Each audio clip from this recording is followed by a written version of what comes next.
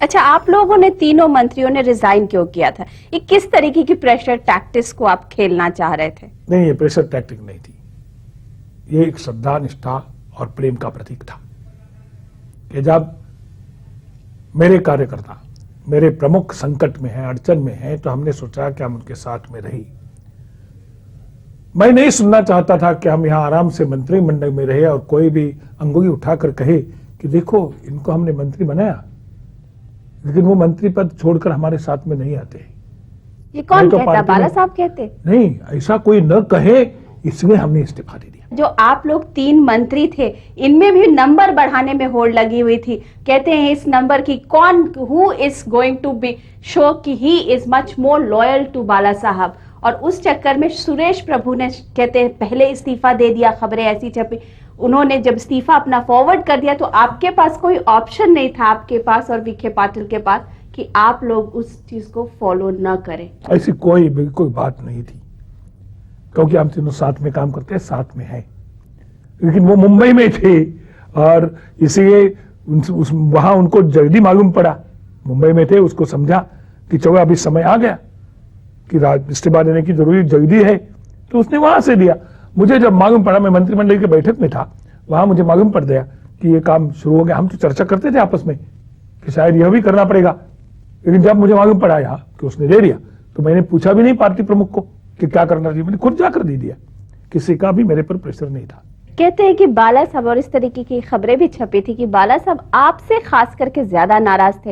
ये सही है क्या कि जब आपने 4 उनके खिलाफ, जब आप मुख्यमंत्री थे, केसेस जब आपने विड्रॉ कर लिए थे, तो इन 2 केसेस को क्यों छोड़ दिया था? मैंने तो इसका जवाब बहुत समय दिया है, फिर भी बार बार लोग पूछते, आपने भी पूछा इसके जवाब, क्योंकि अभी ये बिल्कुल नया मसला है। नहीं, आप पूछ सकते हैं, लेकिन बात तो यह सच है कि मैंने एक ऑर्डर निकाली थी कि सामना के कारण जो भी केसेस होते मेरे सामने गाना, मैं सभी विड्रॉ करता हूँ। ये केस मेरे सामने गाई नहीं गई, और आप तो जानते हैं कि मंत्रालय में तो बहुत केसेस होती है, बहुत फाइलें होती है। जब फाइल मेरे सामने ही नहीं आई तो मैं विड्रॉ करने का प्रश्न ही नहीं था, दूसरा कोई कारण नहीं था। कहते हैं कि जब आप मुख्यमंत्री थे तो गोपीनाथ मुंडे जो कि गृह मंत्री थे, उन्होंने इन केसेस को दबा दिया था, इन 2 केसेस को। क्या ये सही है? क्योंकि आप जब खुद कह रहे हैं कि आपका ये ऑर्डर था कि सामना के मुतालिक जितने भी केसेस हो वो सारे विड्रॉ किए जाएं, तो इसका मतलब 4 विड्रॉ कर दिए गए और 2 छोड़ दिए गए। ये कुछ समझ में बात नहीं आती है। आसान बात है, 80% केसेस विड्रॉ हुई, सब 20% रह गई, उसमें ही रह गई। ये जरा समझने की कोशिश करने की जरूरी है कि जब 80% हो गई और प्रोसेस चालू था, इतने में मेरा मुख्यमंत्री पद गया। यदि मुख्यमंत्री पद और 1 साल 1.5 साल तक रहता तो सब केसेस विड्रॉ हो जाती, उसमें ये भी हो जाती। मेरे लिए तो उसमें कोई इसका जवाब देने में कठिनाई नहीं है, कोई अड़चन नहीं है, क्योंकि अभी गोपीनाथ मुंडे किया ना, मैंने उनसे बात की, ये फाइल उनके सामने भी नहीं गई थी। मैं गोपीनाथ मुंडे को बिल्कुल दोष नहीं देता हूं। अच्छा, छगन भुजबल और आप लोगों का तो इतना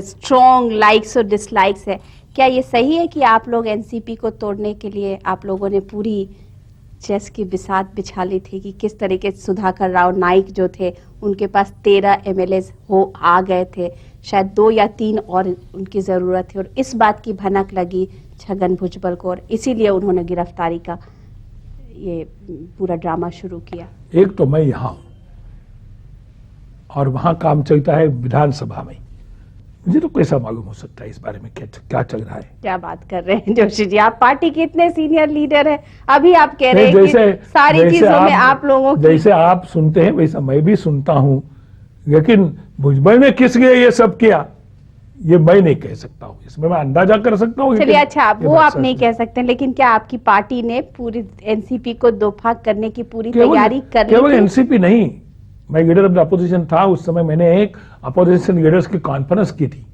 और उसमें यह विषय था। अपोजिशन का काम है कि सत्ता पर जो पार्टी है उसको वहां से खींचना, यह अपोजिशन पार्टी का काम ही है। शायद वो मेरी पार्टी करती होगी तो उसमें क्या गलत बात है, करना ही चाहिए। अभी उसके जो एक तरीके है उसमें यह भी एक तरीका है, तो उसमें कोई नई बात नहीं। सुधाकर राव नाइक से कौन बात कर रहा था? हाँ, वो तो मुझे मालूम नहीं, कोई करता होगा, कोशिश तो हर समय हर तरीके की कहते हो हैं आप सकती भी है। बात कर रहे थे उनसे? नहीं, मैं नहीं करता था। नहीं नहीं, ये तो आपने पॉलिटिशियन वाली भाषा बोली है, बिल्कुल मैं- फ्लैटली डिनाई कर दिया। नहीं, मैंने तो ये कहा कि मैं पॉलिटिशियन तो जरूर हूं, और लेकिन यह बात भी सच नहीं है कि मैं सच नहीं बोलता हूं।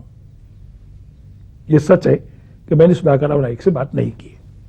राणे साहब बात कर रहे थे। राणे जी बहुत लोगों से बात करते हैं और उनका एक काम ही है, उनको करना ही पड़ेगा। चलिए, आपने बहुत कुछ कह दिया। अभी हमने बातचीत की मनोहर जोशी से। मनोहर जोशी से बातें करके साफ है कि शिवसेना प्रमुख की गिरफ्तारी पूरी तरह से पूर्व नियोजित थी। ठाकरे को जब यकीन हो गया कि महाराष्ट्र सरकार अब कोई बखेड़ा नहीं करेगी, तभी वे गिरफ्तार हुए। अब जहां तक इस एपिसोड में पर्दे के पीछे खड़े लोगों के नाम का सवाल है, तो ये राजनीति का तकाजा है कि मनोहर जोशी अपना मुंह बंद रखें। हाँ, इशारों इशारों में उन्हें जो कहना था वो उन्होंने कह दिया। आज बस इतना ही। मैं अनुराधा प्रसाद आपसे विदा लेती हूँ। Good bye.